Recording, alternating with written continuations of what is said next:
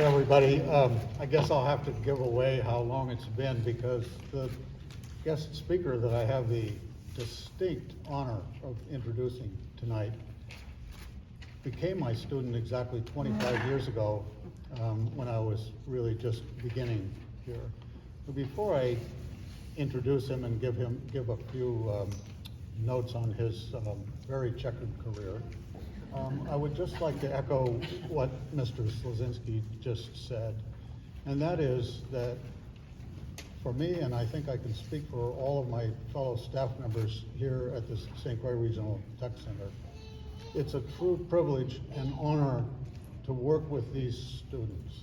And they get a huge amount of credit because these skilled trades that they're learning are difficult things, they're demanding.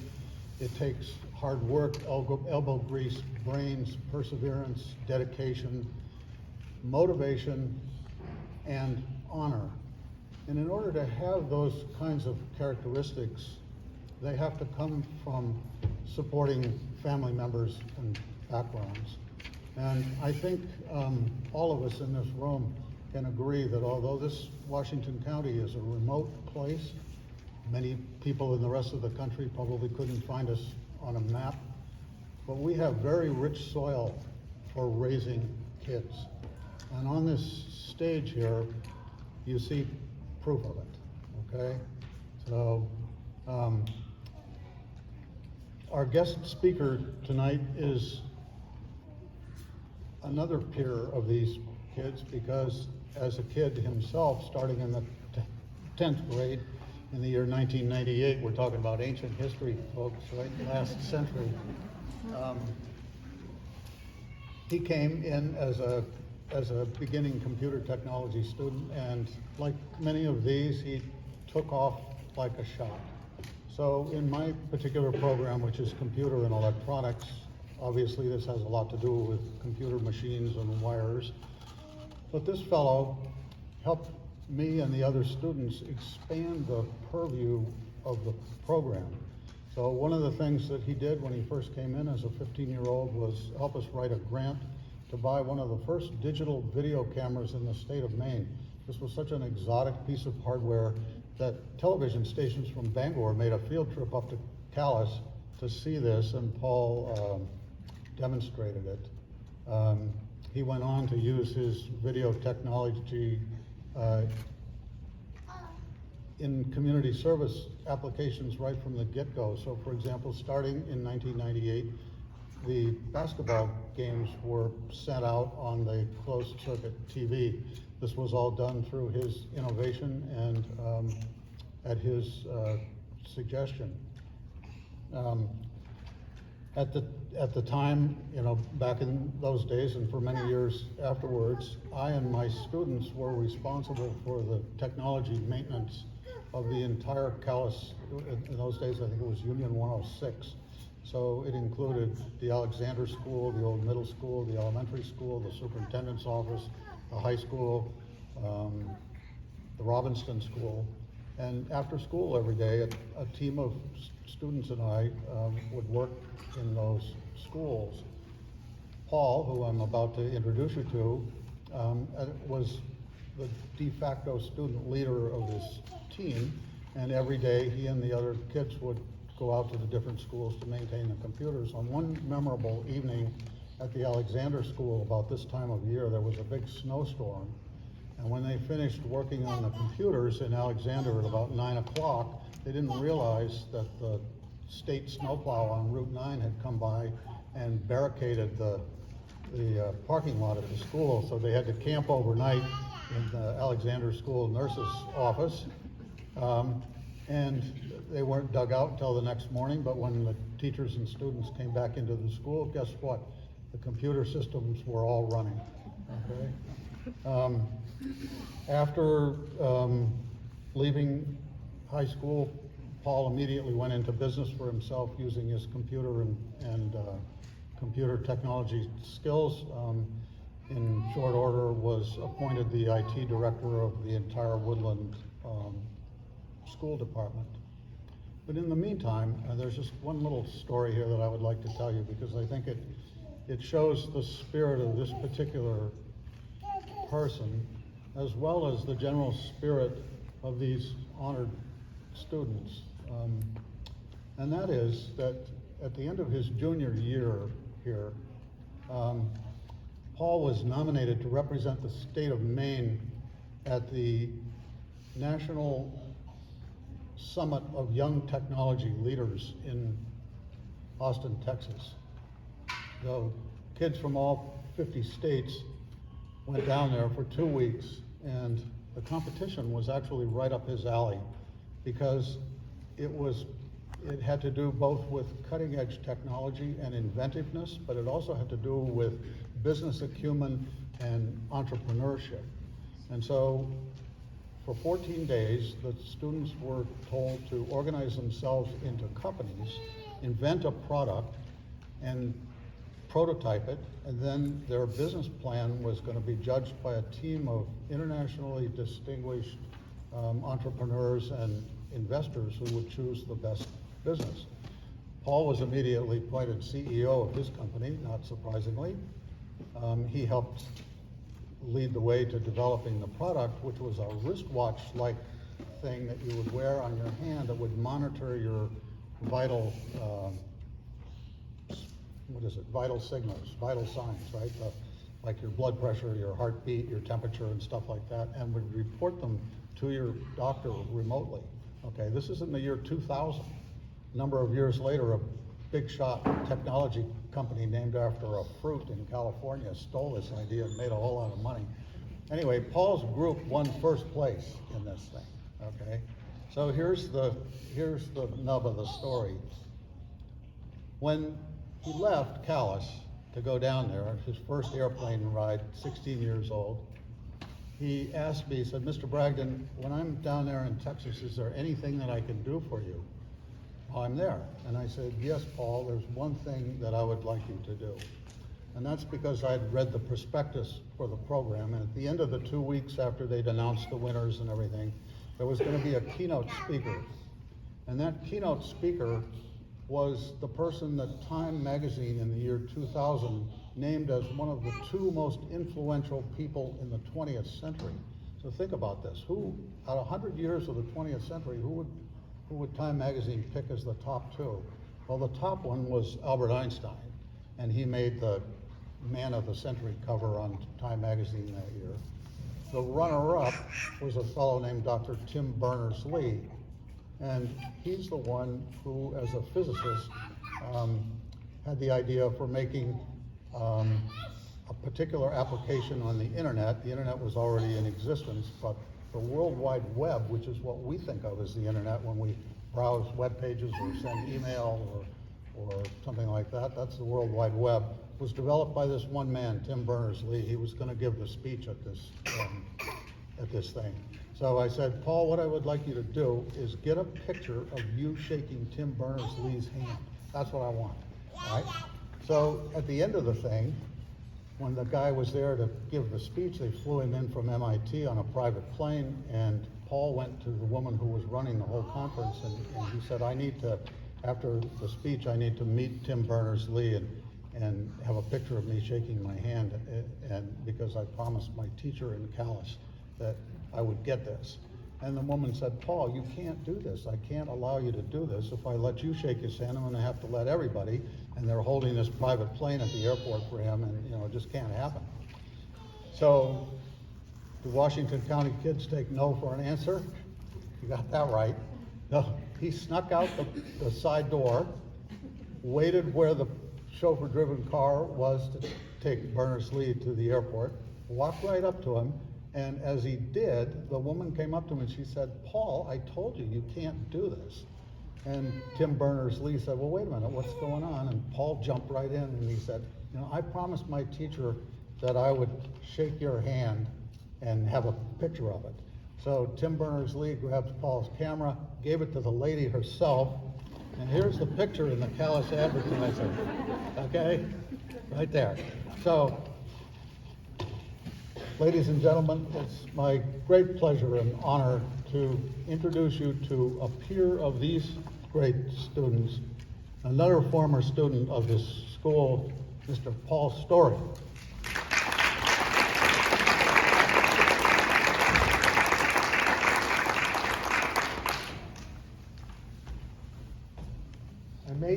class that day too when I snowed, and you forgot that.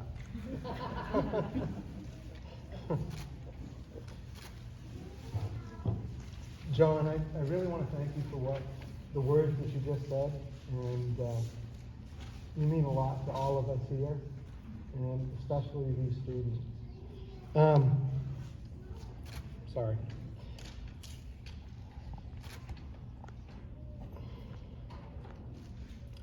So, there's 23 of you being inducted into the National Technical Honor Society. And you're going to light these candles over here that represent each of those attributes that you bring to the table. And I want you to think about that when you're lighting these candles tonight, because it's a reflection of you as an individual and what you get to take into the future. All right, let that sink in tonight. What these candles actually mean as a reflection of you as an individual. So, your instructors pour a lot into you. They want to see you succeed, just as they said here. They want to see you as colleagues and in the industries that they're teaching you. They all came from those industries, and they want to pour back into you to see you go into those industries. They want you to succeed. Now, the tools that they give you, you have to make those your own, right? John said 25 years ago, I was a student here in 2008. Do you think a few things have changed in technology since then? It really has. So, all of your industries are going to change like you have no idea over your lifetime. Can you imagine what there is going to be for technologies or nursing tools or welding in another 25 years? I mean, we're seeing a rise in artificial intelligence. I promise you I won't nerd out, all right, because I have that in me to do that. But you embody the best of what the future brings. There's a skill. You guys ever watch that Mike Rowe from Dirty Jobs? Ever watch Dirty Jobs? Interesting character. There's a skills gap in our country right now that is so vast, and there's so many people that need your skills. Have you thought about that? What you want to do with your life? It's a big decision. We've all sat there. Every one of us sitting here have had to stop and ponder what's out in that future. It's a lot to take in. But these teachers and administration care about you, and they've poured into you. You've got a gift in your hand. What are you going to do with it? Right? Everybody has greatness in them if they just find the time to find it and cultivate it. So, John started this program in 1996. I became a student 2 years later, and the director at the time was a man by the name of David Driscoll. And after hiring John, I was told the story once that David said, John, I don't understand the hype around computers. I don't want to understand them. I don't want to use them. I might add, I was the one that got to teach him how to use it for the first time. So that was probably, 4 or 5 years later. But he said, John, the kids in Washington County, the young adults in Washington County, need to know about technology. They need to have a grasp of how to use it, how to repair it. And John has been the driving factor. He was the founding instructor of that program for 27 years, John? Am I doing my math right? Close enough. He's been here a few years. I believe, and I'm not going to tell you how old he is, but I believe, if you want to do the math, he told me once he was 50 when he started this course here. So you can do the math and figure out where he sits on his age. But he still has more hair than I have, so we'll give him that one. So what does your education in the St. Croix Regional Technical Center have for you? Well, there's some national standards or frameworks that Skills USA, it used to be called VICA when I was here, but they call it Skills USA now. The first one is personal skills. All right, and those are probably some of the hardest things to teach, right? They're things like self-motivation, responsibility, professionalism, ethics, right? And the teachers model that, but they want you to take that into your work in the future, right? Skills that you can take with you your whole life. And these are very hard skills to learn, right? But year after year, they find ways to innovate and bring these in. These are the skills that the industry say they want, right? They want people with these skills.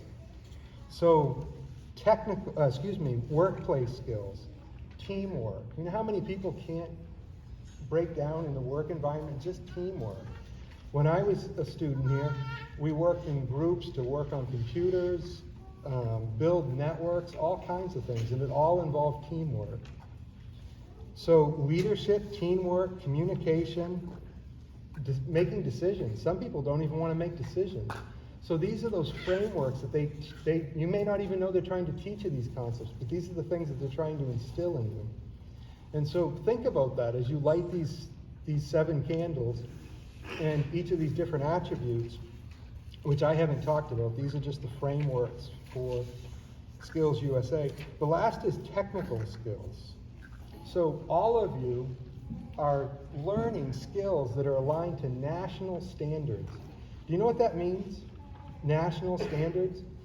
When John's talking about this, and he says we're in rural Washington County, you're learning the same stuff that people in California are learning, or Austin, Texas, or wherever. You're learning these national standards that people wanted. All you got to do is go home on the internet tonight and look at the fields that each of you want to go into, and it's wide open, right? You have the ability to write a check with these skills. People want them right now. And I was looking just the other day, over 33% of the industry needs your skills. These skills that I just read to you.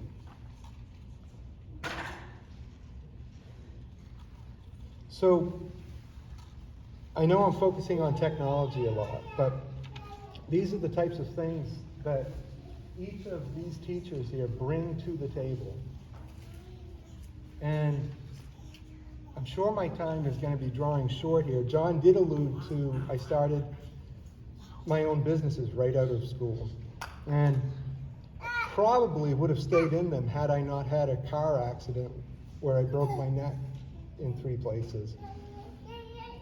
And I had to rethink everything. All the stuff that I was laying in the hospital bed. They told me they didn't think I'd ever walk again. And at night, I'd have them take these 2 fingers and put them on the bridge of my nose. The only place that I had feeling from my neck down was my face. And I'm not looking for sympathy or anything, I'm trying to make a point. I told them that if I could move those 2 fingers, I could have a fully functional career. Now I say that because in life, you're going to have setbacks, right? I hope it's never a car accident for you, but there's going to be setbacks in life. And the first few nights after the neck surgery, I had my father, who was pretty much there the whole time, write something on the wall. I had him write E plus R equals O, right? E plus R equals O. Event plus response equals outcome. I used that formula I learned it when I was a student here years ago in leadership stuff that we went to. And what that means is that stuff is going to happen, events are going to happen in your life, and you're going to have to choose your response, right? Just recently, John and some of these other rooms, they lost everything in a pipe burst. that destroyed some of their equipment. John, I'm sure that wasn't the happiest day you had when you came in, was it? No? No.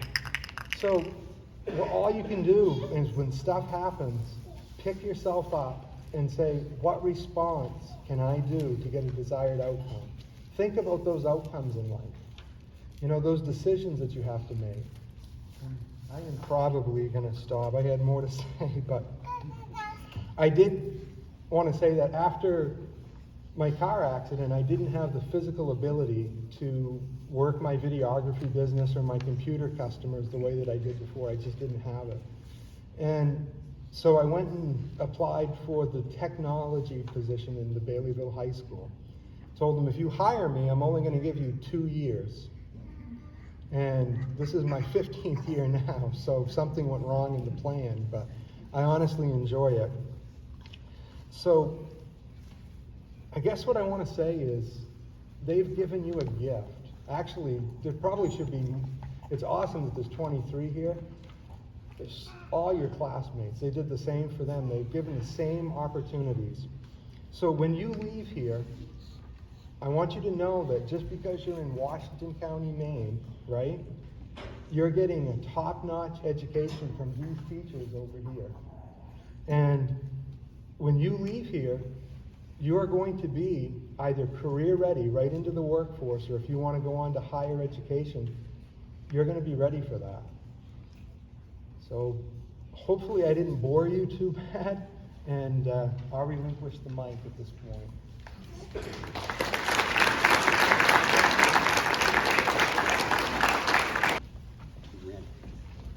Oh, ran way awful quick there. That was probably longer than 15 minutes, so I apologize. But thank you for that speech, and in recognition of your achievements throughout your career and everything you've done to support St. Croix Regional Tech and our students, we want to recognize you with an honorary membership in the National Technical Honor Society. Thank you. And, I'm so pleased to have you.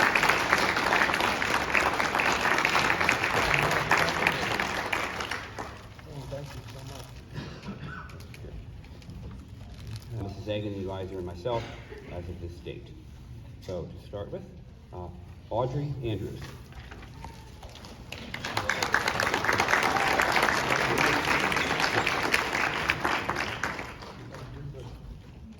Congratulations. We'll get a line going. And then each student is also going to sign our register at the back table. Andrew Barnard.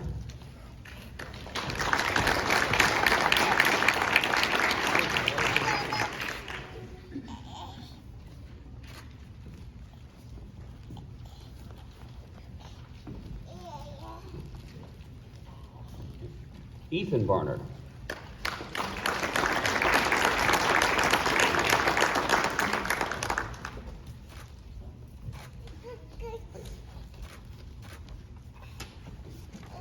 Tyler Bridges.